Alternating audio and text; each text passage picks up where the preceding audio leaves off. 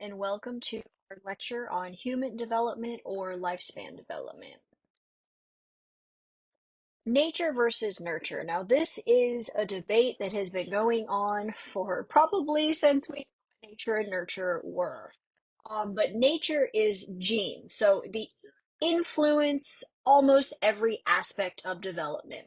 Believers in nature versus nurture. The nature side is the sort of genes that if you're born this way, you're born with this, whatever behavior it is. Where nurture is the total effect of the environment, the environmental events, the circumstances that influence our development.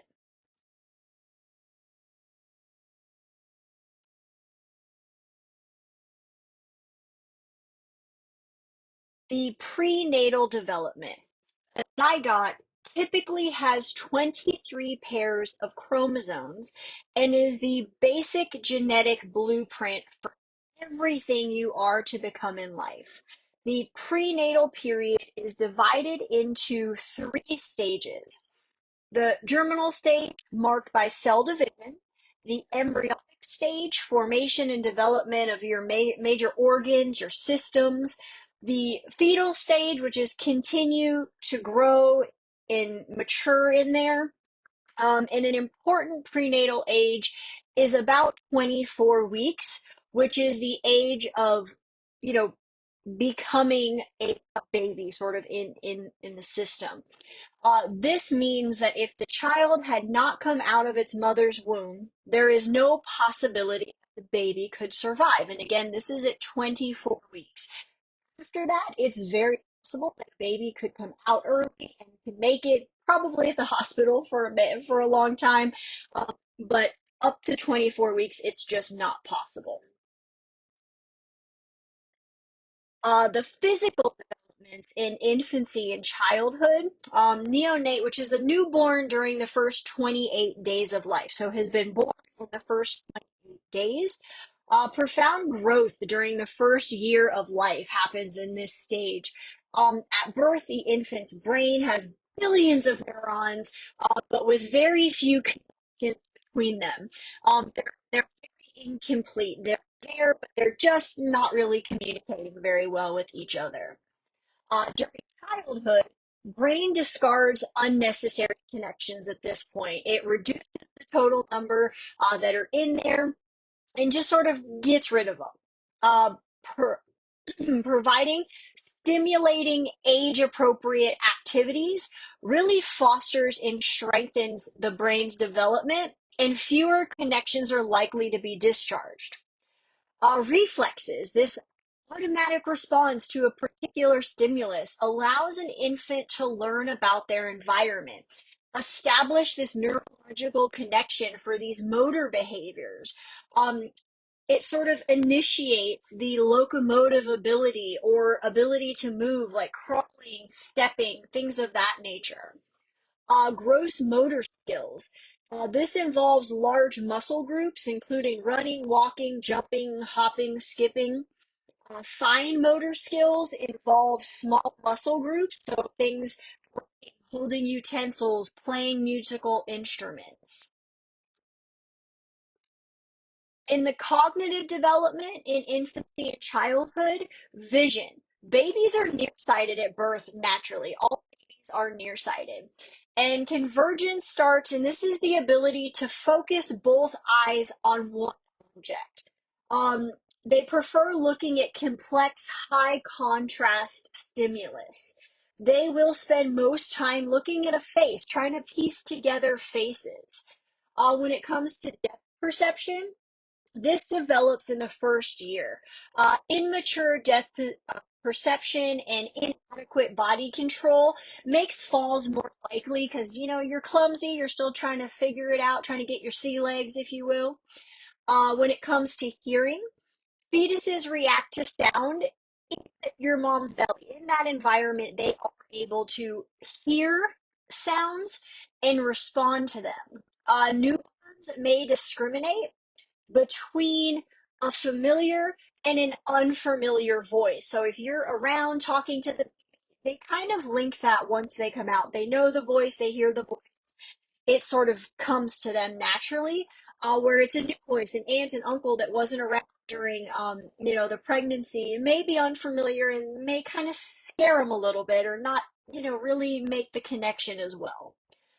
Babies can locate direction of sounds and learn different between, a similar sound or a sound that they've not heard before. They may not know what the sound is, but they know if they've been around that sound before. And they appear to remember simple speech, sounds a day after hearing them. Okay, so maybe not words, maybe not sentences, but sort of that familiar word, simple speech, they sort of keep with them even a day after. Pidgeot's theory of cognitive development. Now, this is the most widely searched and widely written about of all the theories. He proposed assimilation as well as accommodation, and it underlies your cognitive development. Assimilation is the process by which we apply existing schema to our understanding of the environment, where accommodation is the process we use to change or modify our existing schema or to create new ones. There's the sensomotor stage, which is birth to 2 years. And this like schema forms through senses or motor abilities and lacks really objective permanency. The pre-operational stage, which is 2 to about 6 or 7 years of age, we get symbolic thinking, language skills, but sort of lacks conversation and really egocentrism is very limited. Concrete operating stage, 6 to about 11 or 12 years old, thinking has matured. They can overcome this limitation of any previous stage, and a logical sort of exploration develops. In the formal operational development, which is 11 years and up, abstract and hypothetical reasoning come into play.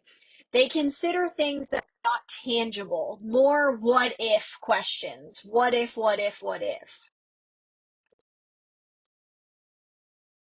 The work of Levi Vygotsky has become foundation of much research in theory and cognitive development. Over the several decades, particularly what has become known as social cultural theory, his theory compromises concepts. So, cultural specific tools, private speech, and other zone of development, this sort of development.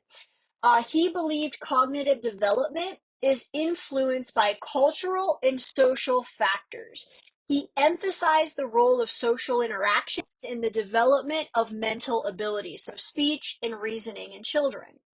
He also strongly believed community plays a central role in the process of making meaning to something.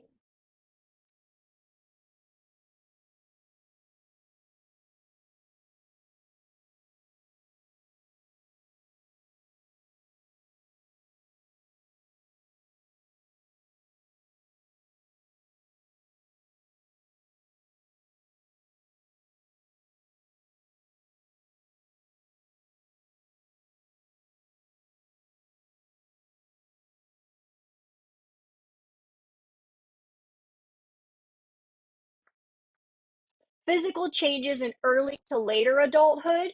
Early adulthood is the peak years of physical health. As we age, hair may thin, it may turn gray, weight gain is likely as our metabolism starts to slow. We may lose weight in muscle as people approach their 60s. Decline is not inevitable, but does happen. Lifestyle factors such as poor diet, smoking, drinking, lack of exercise all contribute to that decline. All positive perceptions of aging lead to more preventable health behaviors as well as longevity in humans. Death and dying. So, in this section, I want to cover Kubler Ross's grief cycle. And this is sort of the 5 stages of emotional and psychological changes people experience as they confront their own death. First is denial, second is anger, bargaining, depression, and acceptance. Stages do seem to exist, but experiencing a universal sequence is not validated by research, meaning that these are the stages. This was found in original research by Kubler-Ross, but people may not use these stages in this order. You may start with depression. You may start with anger. You may start, with depression. It doesn't necessarily have to be in that order, even though this theory does say, this is it, but other research has shown it may not be in this particular order. I hope you've enjoyed this lecture.